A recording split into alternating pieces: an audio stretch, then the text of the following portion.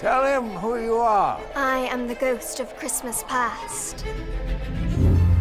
Follow. Not bloody likely. This film, it's a sort of origin story of A Christmas Carol. Mr. Charles Dickens! Dickens was a rock star of that time, but falls from grace. So he's had a couple of flops? Oh, well, who hasn't? He was sort of going through a midlife crisis at 32. My lamp's gone out. I've run out of ideas. He has hit a bit of a blank. The pressure was really mounting, and he's got young children. He was overspending and yet was concerned about dwindling finances. What about an advance? You have a new book in mind? It's about a miser. On Christmas Eve, he meets some kind of supernatural guides. Does it have a title? Humbug, A Miser's Lament. Christmas ghost story, Christmas song. Christmas ballad, something like that. Even if you'd already written it, we couldn't possibly get it illustrated in only 6 weeks.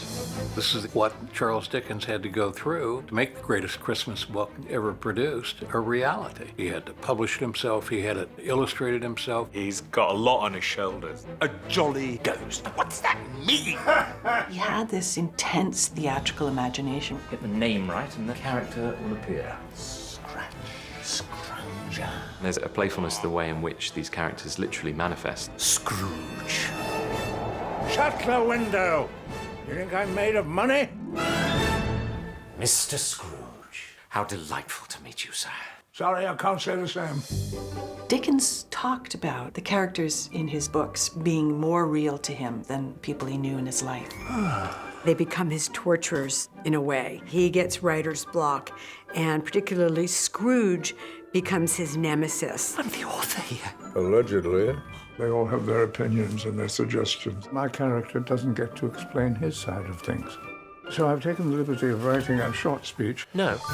What Dickens created became important to the whole world. He completely changed the way people looked at poverty. Those people don't belong in books. Those people giving the poor. Dickens permeates the culture in a way that no other Christmas story does, with the possibility of goodness. And how do we treat our fellow man? Christmas wasn't celebrated quite that way before Christmas Carol. God bless us, everyone. It's the most extraordinarily charming and magical Christmas story. Oh, Mr. Scrooge, you and I are going to do wonderful things together. Merry Christmas to one and all.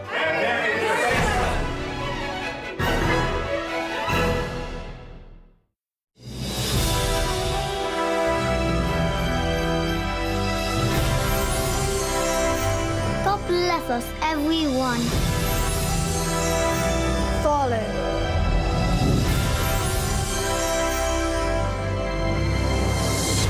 Humbug. So he's had a couple of flops? Well, who hasn't? You have a new book in mind? Oh, of course he does. My lamp's gone out. I've run out of ideas. Are we in trouble? No, of course not. I have told you not to disturb me when I am working. On Christmas Eve, the spirits pour into the night.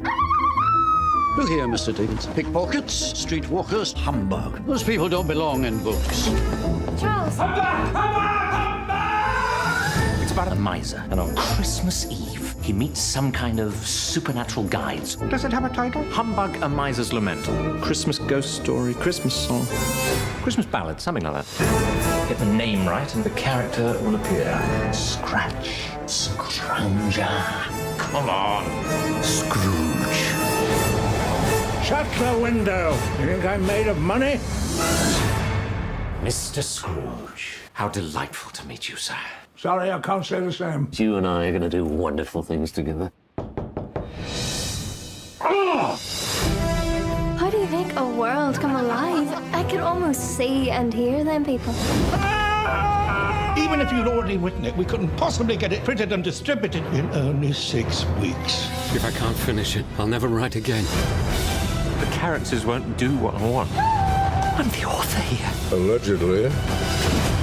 A jolly ghost. What's that mean? In the season of hope, we will shut out nothing, and everyone will be welcome.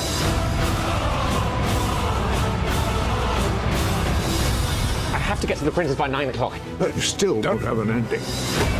Merry, Merry Christmas to one and all. That's enough. Back to work. God bless us, everyone.